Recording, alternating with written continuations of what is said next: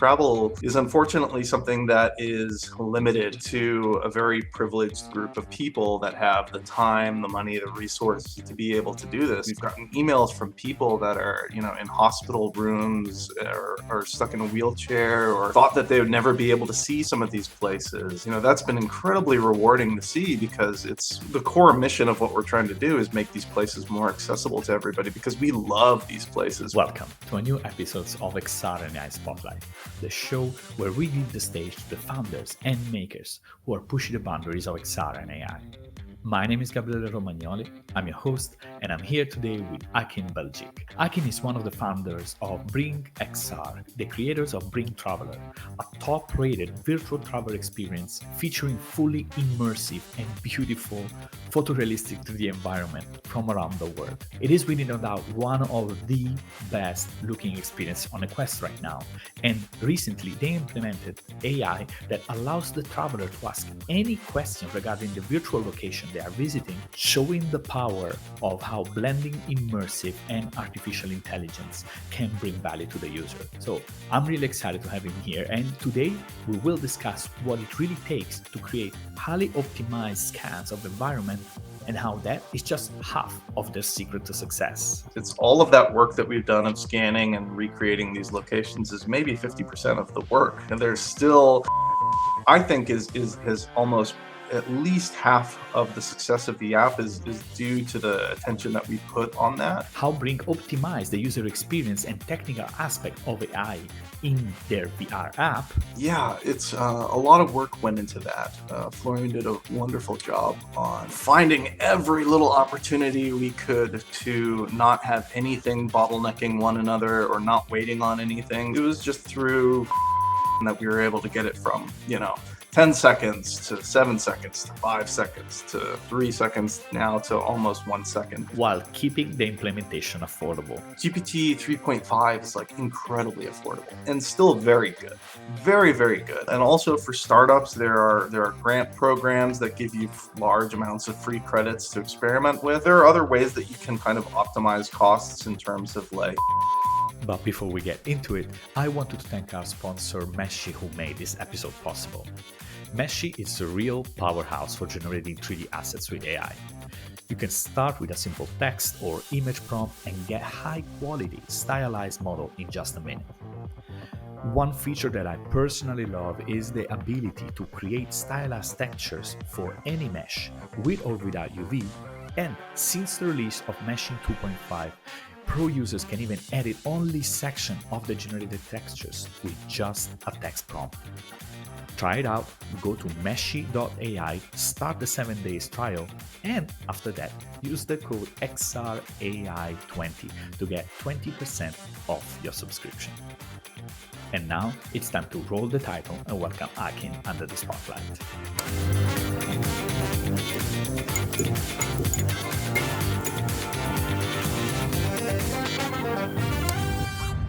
Akin, it is a pleasure to have you here.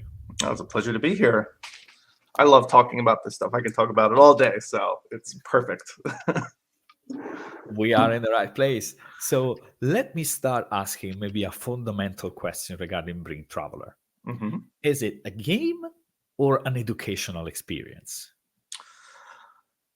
So I wouldn't say it's a game. Mostly, obviously VR is mostly known for its gaming in the terms of, Beat Saber and Population 1 shooters, that kind of stuff. This is not what we're trying to do with BRINK Traveler at all.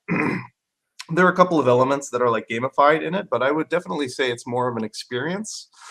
We're not under technically the game section, we're under the apps section. So it's more of an app that is an experience that allows people to travel and kind of get a feeling of standing in some of these amazing places in the world. And we have an educational component that's tied to it with our points of interest and the AI guide that you mentioned. So it's a little bit outside of the norm for VR, but certainly I think, VR is such a wide scope that it's not wise to just think of it as a gaming medium. So I think, I would argue I would argue that virtual traveling, it's even one of the best use cases, to be honest. Yeah, You I know, would argue the same. being capable of being anywhere, at any moment, places that you will never ever seen in a way that Yeah. you will never ever seen, because this is another point. So I wanted to actually ask you, what is, just if we even take away for a second the technology, right? What Mhm. is for you a travel experience? So can even the virtual one be better than a real one? Uh, no, I wouldn't say what we're trying to do is ever going to be better than the real thing. I mean, there's some things that, to me, VR is inherently this like transportation device. The moment you put it on, it takes you someplace different, and you're able to kind of experience these places or scenarios that you would never really be able to see in the real world. But in our app, we are actually going out to real world locations and we're 3D scanning them to bring them into VR. So there is a direct real world counterpart to these places that we are presenting in our app. And I never approached this app. My founders and I, Brandon and Florian, we all don't ever see this as like a replacement for travel or that it could be better than the real thing, because there's just, travel is such a huge part. It's the part of, packing your bags and the excitement of going to a new place and like learning a language and conversing with people and meeting. I think that's going to be something that's really hard to ever replicate in VR.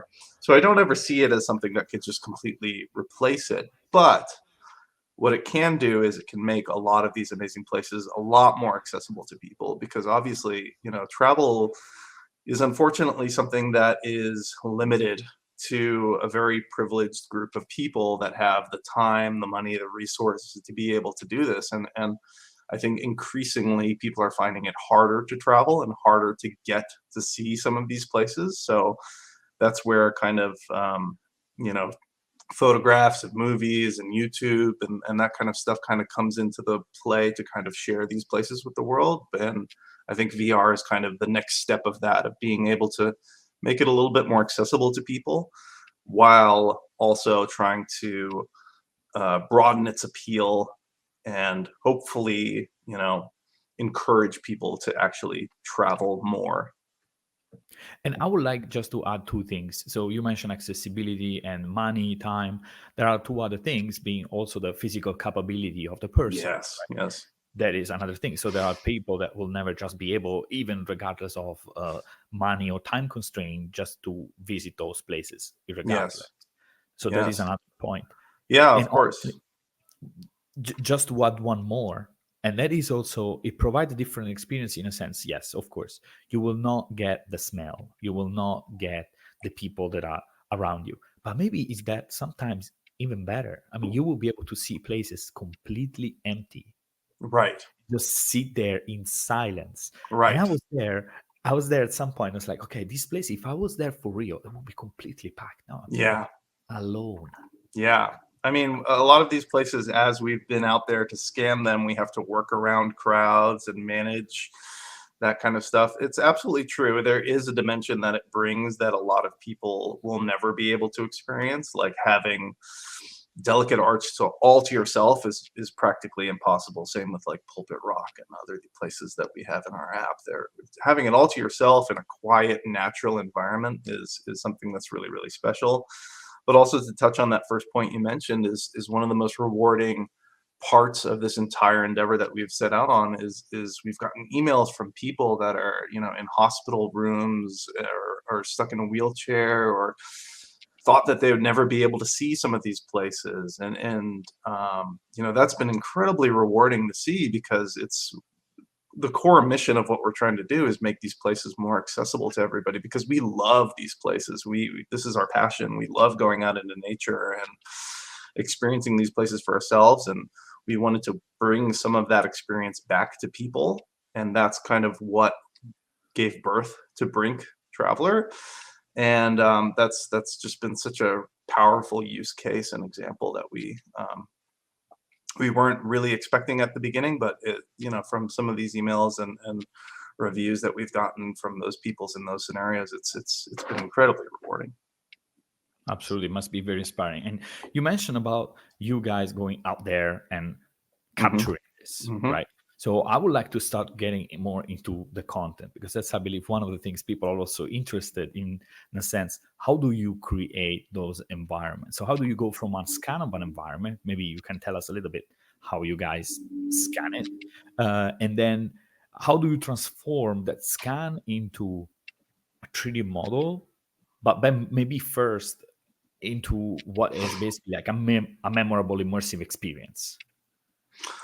It's it's a large process. It's certainly there's a steep learning curve to this stuff, and we rely heavily on our backgrounds as in gaming and visual effects, and we have highly technical background. But the broad overview of the process is basically we travel to these locations, we take um, thousands of photographs of a location using ground photography, aerial photography, drones, and sometimes we use LiDAR when needed. And basically, we capture all of this data on site and we bring it back and we process this using some off-the-shelf tools like our photogrammetry app we use is Reality Capture, which is by Epic, and then we generate high res meshes and textures from that, and then we run it through our own toolkit, which takes these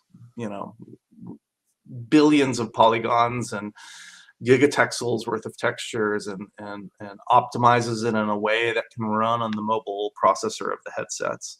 So that's kind of like the high level overview of how we build these places, but so much more of it has to go into the kind of, I would say, like the artistic angle of this, aside from just the technical angle of it, which is, finding the place to go to and choosing a spot to stand and choosing the time of day and the scenario that you want to kind of feel. And then we add a lot of things to the real-time scenes that kind of heighten the realism, like plants and birds and weather effects and that kind of stuff. So each one of these locations we build, we're trying to tell a story. We're trying to evoke the feelings that we had while we were standing there and share that with as many people as we can.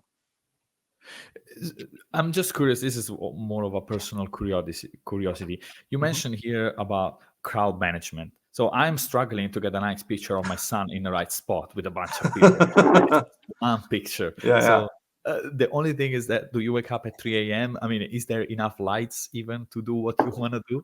How do you manage the crowd?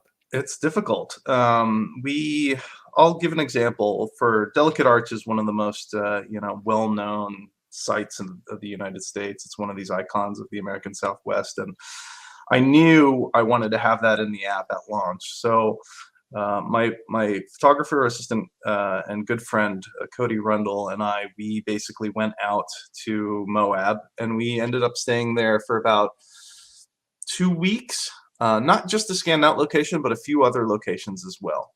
And we would first usually go up to the location without the intention to scan, just to kind of scout out the location, get an idea of how the crowds are, what times are the busy times, which times are not.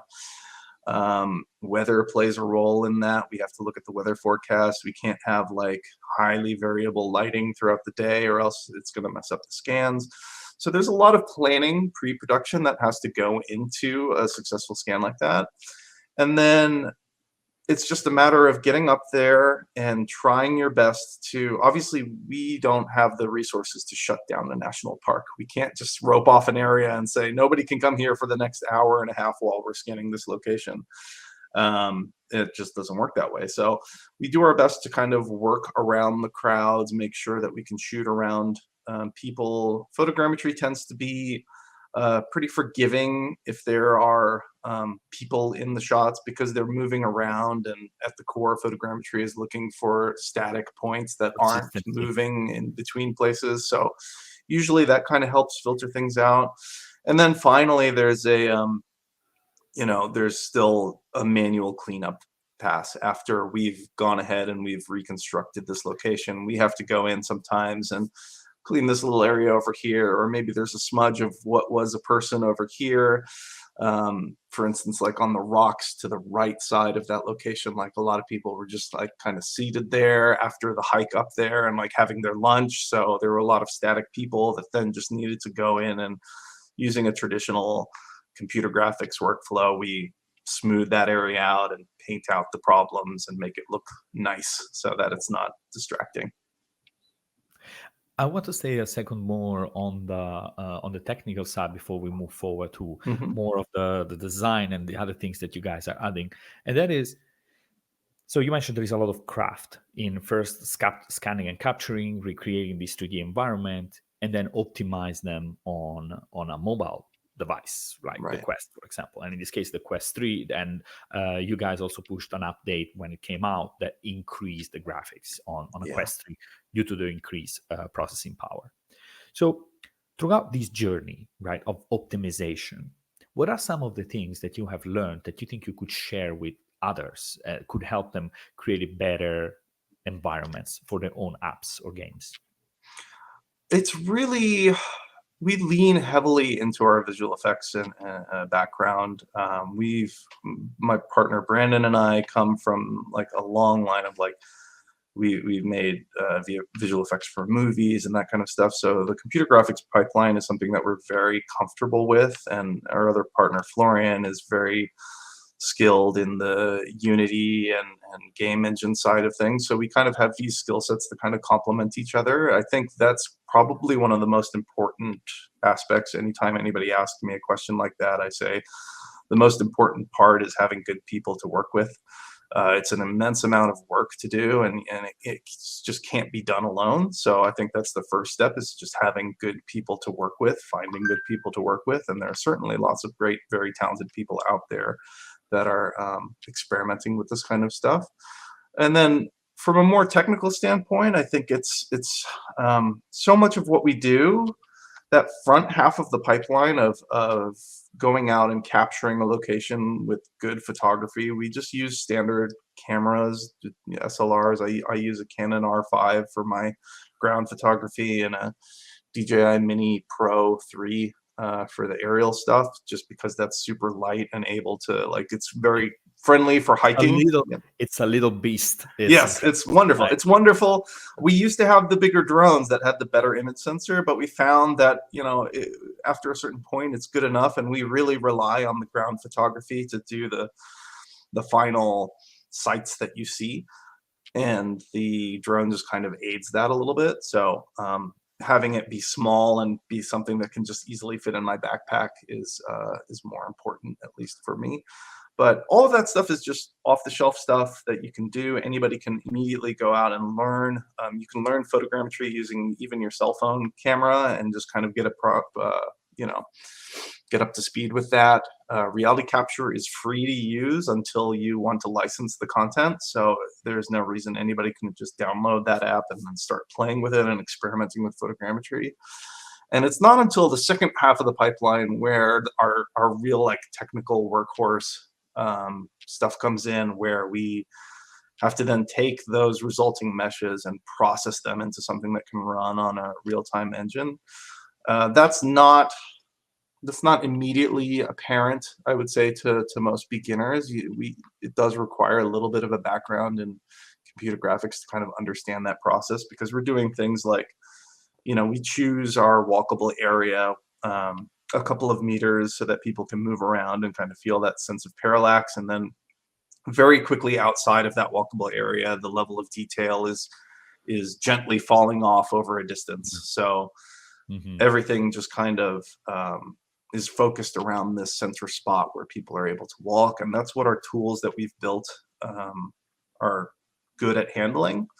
But that said, we have been talking about eventually releasing some of these tools as like open source to the community, so that people can take photos of the places that they want to and capture the places that they want to and bring it to crowds. Because in a way, what this is doing, it's like a new form of photography. It's volumetric photography, and we certainly have no illusions that we're the only people that are going to be able to do this. I think there are already phone apps that are kind of entering into that space, that are allowing people to 3D scan objects.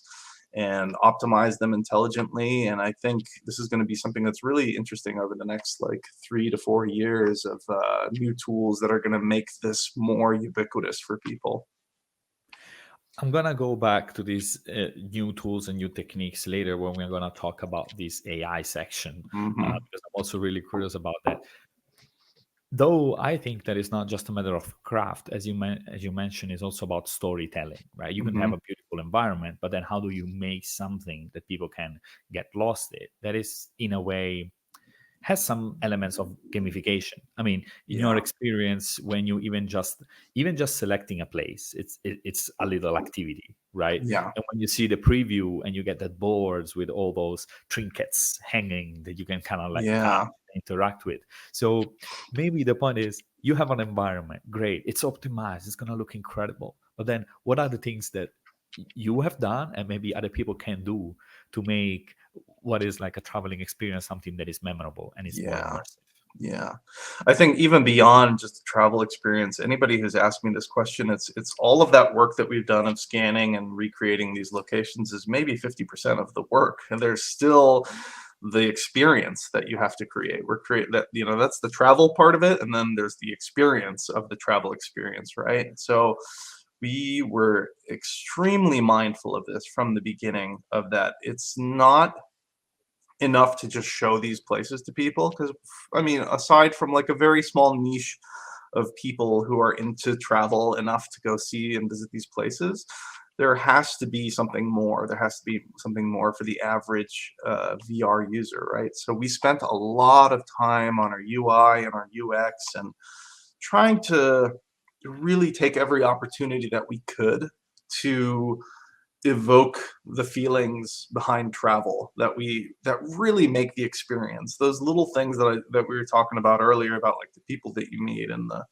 the places you go and the things you see, and there's kind of this design language that emerges from that between like postcards and Polaroids and little trinkets and maps and all of these things that we kind of decided to lean very heavily into in our UI, and that has I think is has almost at least half of the success of the app is due to the attention that we put on that. And I would say that anybody that's creating a VR experience, you cannot take UI and UX for granted. It's the central thing that ties the entire experience together. So everything that you do, be it a travel app, be it a cooking app, be it something else, whatever it may be, I would encourage everybody to kind of like really think about the analogs that people are used to seeing and expecting to see in that space, and try to find ways to like immerse the user more and more into that. And that gave birth to the current UI system that we have in the app right now.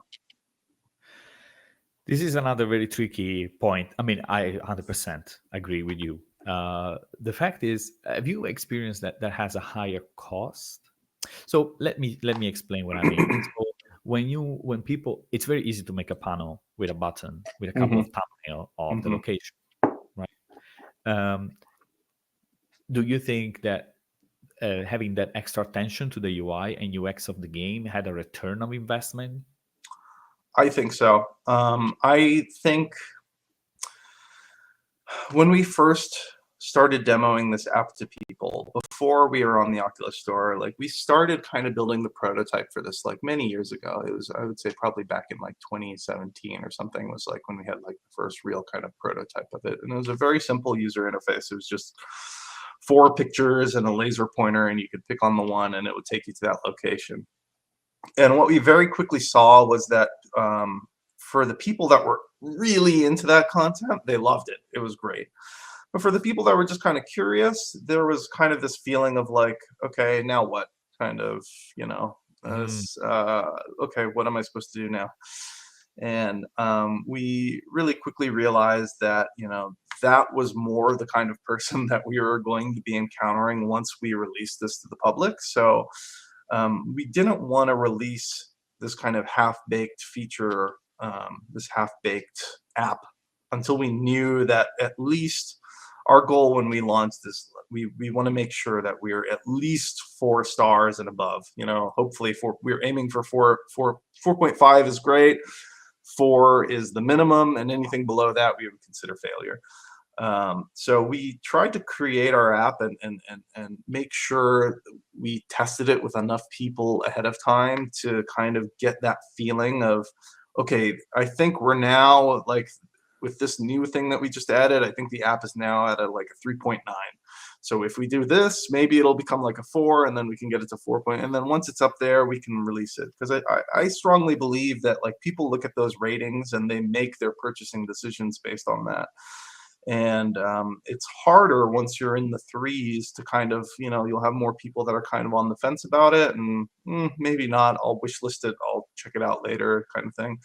But So if you have really so good word of mouth, it'll and so sell. your attention to the UI and the UX, and this fact that there was this delight when people were actually Right. experiencing it, and it's like, oh, this is nice. And it Yeah. seems silly to say, right? But Yeah. it's like it's rewarding. It's that feeling of discovery. And for Right. example, in your case, when you mention, okay, what I'm gonna do, what you guys added with the compass is also very Right. nice. Where you say Yeah. instead of adding points that you travel and you kind Mm-hmm. of like, okay, here is where you need to live. There is a bit of treasure hunt, let's say. Mm-hmm. So you go around and we move around and you hear something that is specific about that place. Yeah. So I just wanted to have a quick break to remind you that the recording of these episodes and many more great conversation with incredible experts are available on YouTube, Spotify, or Apple Podcast. Just head over to my profile or in the episode description below and pick the platform you prefer. And now let's get back to the show. I think you made a good point, and it's absolutely very relevant, and actually encourage everybody to.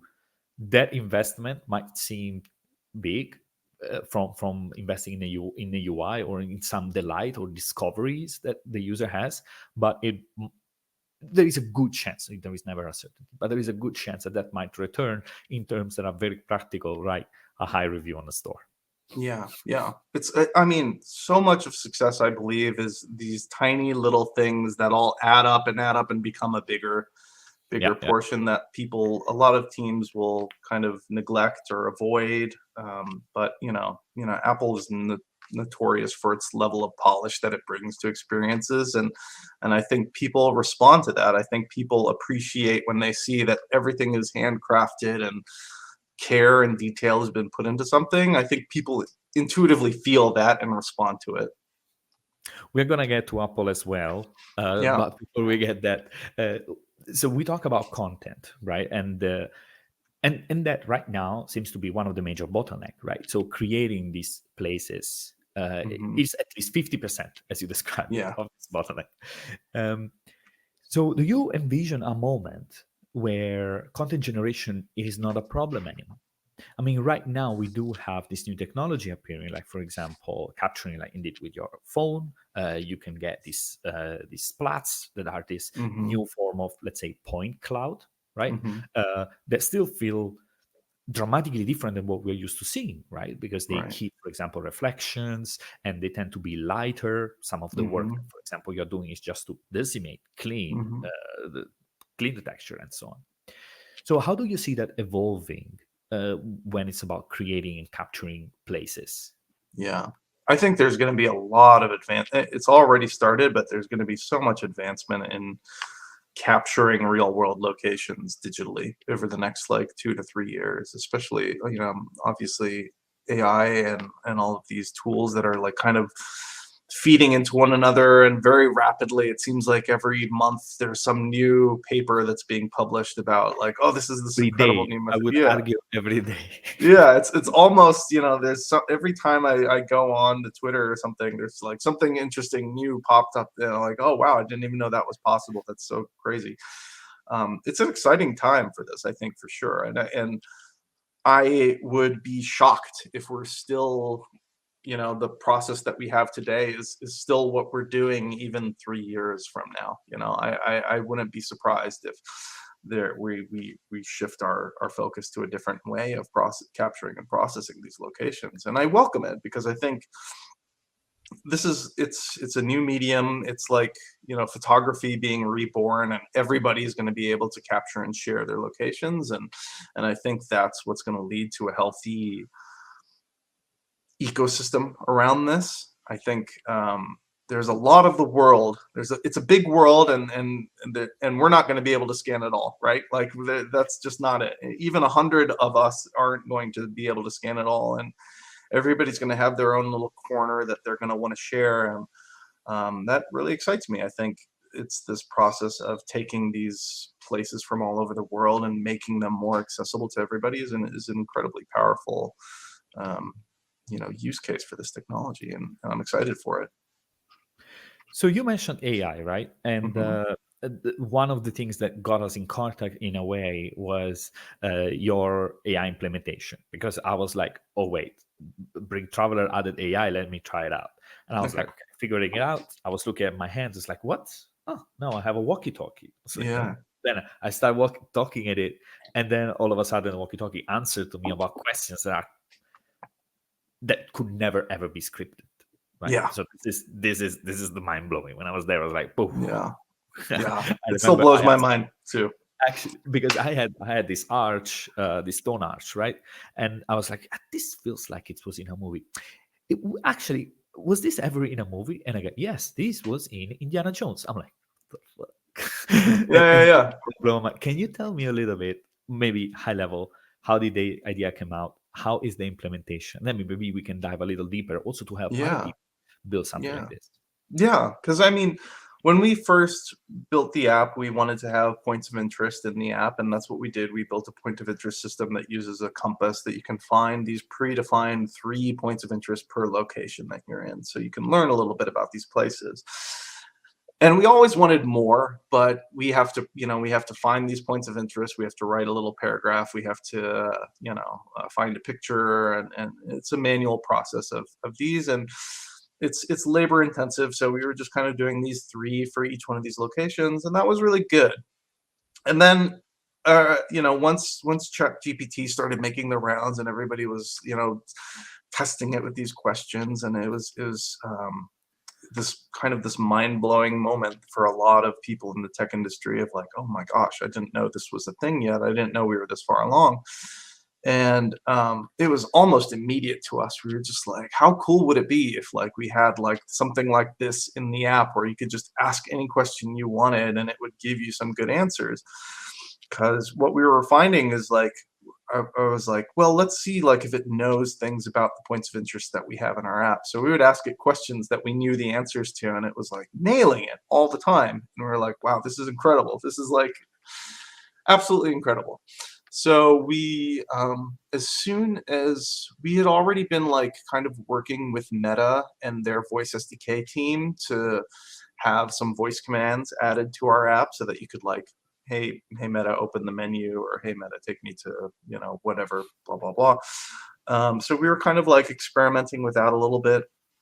And then as soon as we had access to the OpenAI's API that we could send questions to, we were like, okay, well, what happens if like we just ask a question, it gets transcribed to text, we send it to OpenAI, it answers the question, and then we have a text to speech say it back.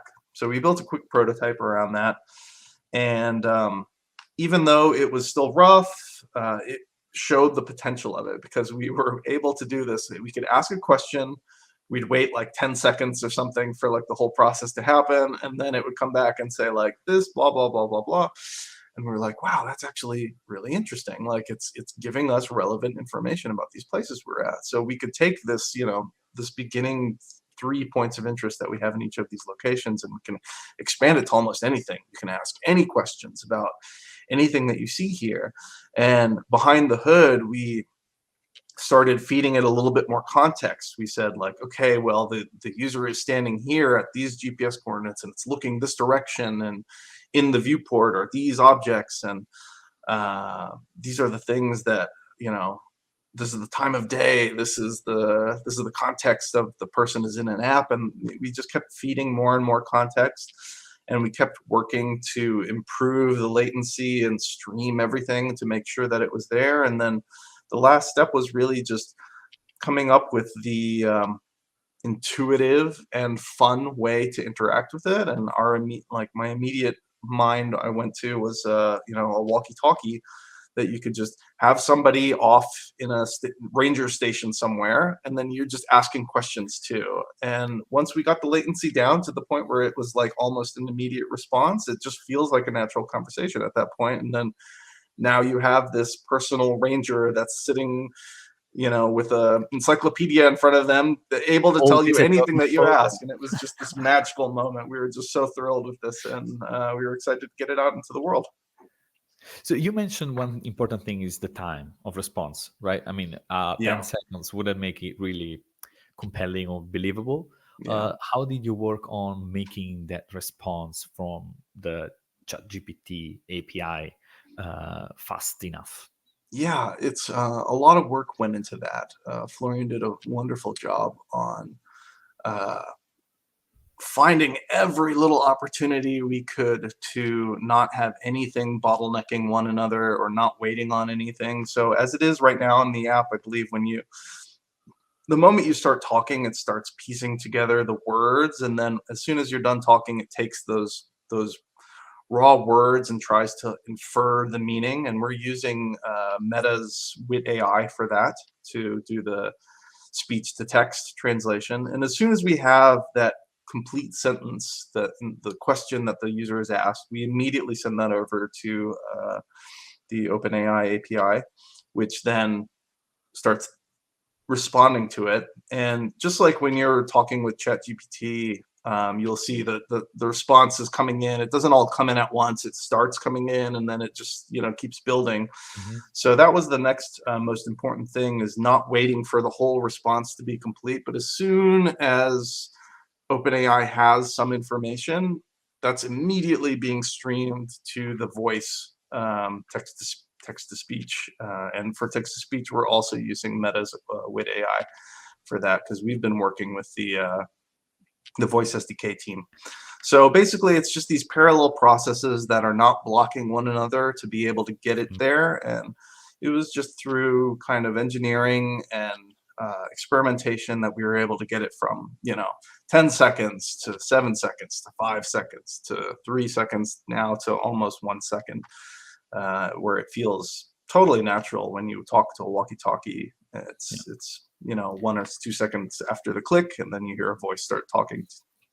And there is another mastery, I think, in that. I think that another point that people, I feel like, are struggling is the way the status of the AI is communicated to the user.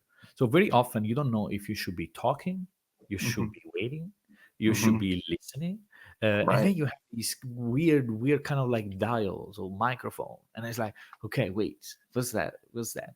And I think that embodying that kind of interaction, being like a walkie-talkie, and having the ability to have the UI on the walkie-talkie being like the loading or the talking Yeah. lines, let's say, I think it contributes a lot for Yeah. into clarity for the user. Because honestly, you are there, you have maybe other experiences, virtual reality or augmented reality, and then you see this popping up icon that used to like, what, this is out of place, this shouldn't be an Yeah. icon here, I should understand. Yeah. So I think that the walkie-talkie has intuitiveness, but also as well solve a problem in terms of Yeah.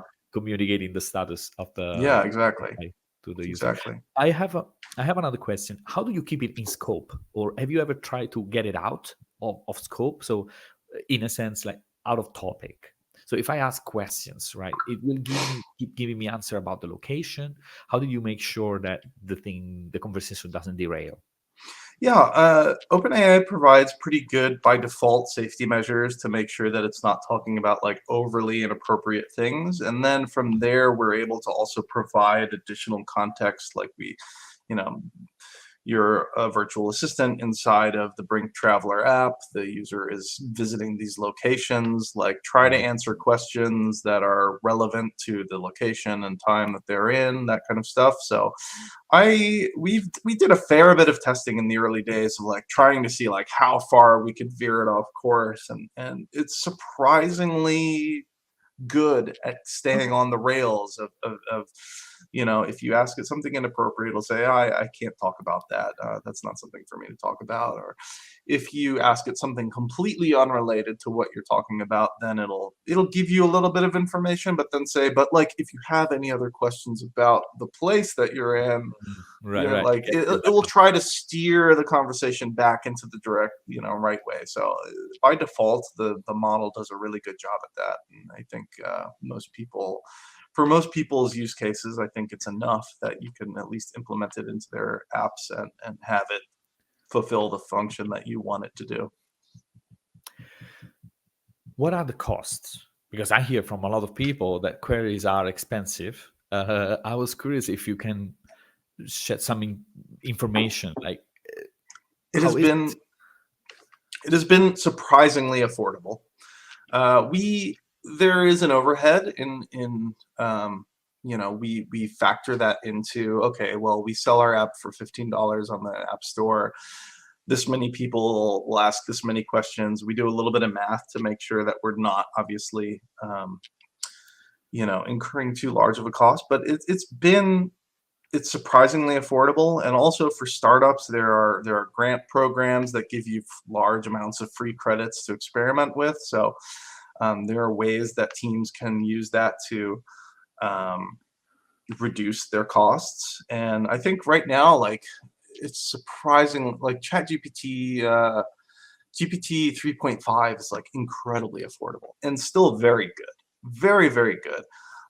So I would say, if a team is interested in like experimenting with this or implementing this, that is absolutely an affordable way to do it. I think the pricing is very fair. I think it's not so much of a burden. And there are other ways that you can kind of optimize costs in terms of like making sure that the context isn't too large, and making sure that like it's remembering up to a certain point of the chat history, so that you're not constantly refeeding it all of the stuff that it's talked about Mhm, before. mhm, So mhm.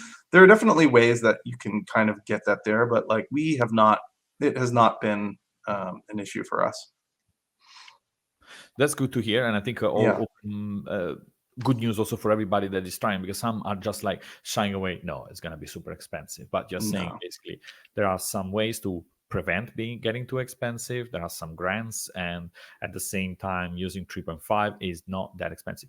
It's also true that it depends probably on the kind of platform that you are in. Right. So Right. in the moment that you are in VR, you have a certain number of users. When you go on Right. mobile or on desktop, the numbers are just different as well. Right. Right. Right. And Eventually the battery in the headset dies and the user has to get yeah, out, right? So I that's mean there are safeguards in place for that kind of stuff, but it really has not been anything that has made us, worried at all. that's good. We now we're briefly touching on this multi-platform that came out, right? And I was actually curious. You guys have, I believe, also a mobile app. Yeah, when we launched the app, we also had an AR version of it, which Mhm. we just kind of had it as it's more of like a tech demo kind of thing. I would say like BRINK Mm, Traveler is the VR app. That's our main okay. thing. And BRINK Traveler, this AR app that we had on iOS and Android, was kind of this like tech demo that started off as like what was happening was we'd go to conferences or something like that, and it's off like before the Quest was ubiquitous. It was very hard to tell people what you were working on and like explain it to them. They're like, Right. so we just developed this little AR app where you can use your phone like a window to the location, and you can walk around in the space and you can see the 3D parallax and stuff like that. And that was a really great stepping stone to get people to understand, first of all, what we were doing, but also eager to try the VR version of it. So yeah, it's just been that's a fun little prototype we built. So since we are now closing up, and I do really want to ask on this topic of multi-platform about Vision Pro. Hmm. So I was wondering if you guys are considering porting the app, and if so, I mean, why? Yeah. Yeah, the Vision Pro is an incredible device. We were really excited to kind of check out It's obviously an expensive device, but what you're getting for that is, really incredible displays and beautiful graphics, processing power. A lot of what we have in our app right now is very much limited by the processing power of the Quest. We tailor all of our locations to Mhm. basically we redline the Quest, even the Quest 3 now.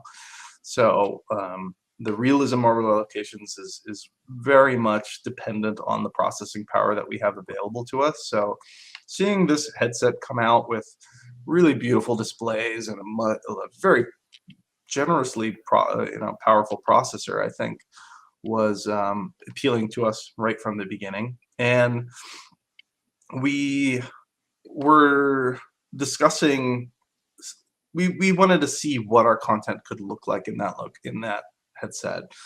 And for a while now, we've also been talking about like what does version 2.0 of our app look like if we were able to maybe integrate some additional elements like a map or mixed reality, that kind of stuff. So at Mhm. this point, we're experimenting with it. We don't have like a firm date on what we are going to release, and we are also leaning more towards the approach that we're not just going to create a port of our Quest app as it is, but possibly something a little bit more tailored for this new generation of devices. And I'm actually curious, because I think that, okay, of course, processing power wise, that's clear, right? I mean, I can get better location. The whole purpose of, I mean, Mhm. one of the important aspect of BRINK Traveler is indeed the beauty and how immersive the environment feels. So that seems just like logical. On the other hand, uh, BRINK it also feel an app that should be experienced in virtual reality. Yeah, Like I just yeah, yes, of yeah. course, it could be mixed reality. It could be, but why should it be? So I was wondering if can you maybe, if you can, and if you can't, it's totally fine. But if you can share some thoughts, or how do you, when you mention like creating a 2.0 or something that is more specific for this new device, high level, what does that mean? What we're have been like prototyping and thinking about at this early stages right now is starting off with maybe a broader view of the world with like a map of all of Mhm. our places located there that you could then jump into. Right. And obviously when you're in those locations you want it to be completely immersive and you want it to Mhm. be in full VR mode so that you can then enjoy and So kind of obviously. complete part of the user journey in mixed Yeah, reality, virtual yeah. reality. Exactly. So that's kind of like what we've been experimenting and thinking about. So at this time, it's still everything is up in the air. We're still very much in the early development stage of it, but that's kind of Yeah. our thought process thus far. You know what make me think? The I mean, one thought here is you guys have the ability to capture picture, right? Uh, it would be interesting to have, for example, those picture hanged on your walls, on your real wall when you come back from the travel, Yeah, right? yeah, yeah. And We've that been we've been wanting this from the Quest platform for so long. We actually already have like we built a bunch of 3D like reward items that we want to give to users as they're traveling through our app, but there's no platform for that yet. It's just sitting there waiting, ready to go. So um, it's I am 100% on board with that. It's a great idea. awesome. Well, good that you have it in mind, because I think it's, again, it's trying to find ways in which these two realities could merge in meaningful ways, right? Yeah, I think that sometimes it's just manufactured one or the other, right? And I think yeah, that should be meaningful way. And I'm pretty excited then to hear and more importantly see how this evolves. So keep me in the loop. yeah, If absolutely. We're- I would love to try it. I always like to make yeah. content about Oh, great I love apps. it. So We'll let we'll be me know. back when we have something to show. Awesome. Akin, I really appreciate this conversation. I think it was very insightful. We covered a lot and learned a lot. I'm pretty sure that people here did as well. So thank you very much. Do you want to share anything with the audience before leaving? Absolutely. I mean, it's been great. catching up with you. I love listening to this stuff all day long, so I'm always listening to podcasts on this topic. It's just I'm happy to be a part of it. But yeah, BRINK Traveler is available on the Meta Quest and Steam VR. We just released the update for Steam VR as well, so PC VR headsets as well. So you can check that out. Just Google BRINK Traveler, and I'm sure that'll be the first link that you'll see. Go there, bring your friends. It's multiplayer, so I think a good experience to try it together. Yeah. Thank you very much. Yeah, absolutely. Bye-bye. Thank you very much for listening in. If you enjoyed the conversation, remember to head to YouTube, Spotify, or Apple Podcasts for more insightful conversation revolving around XR and AI. And if you like the show, please leave a rating on Spotify. It really helps me keep doing this and shine the spotlights on the latest and greatest founders and creative in XR and AI. Till next time.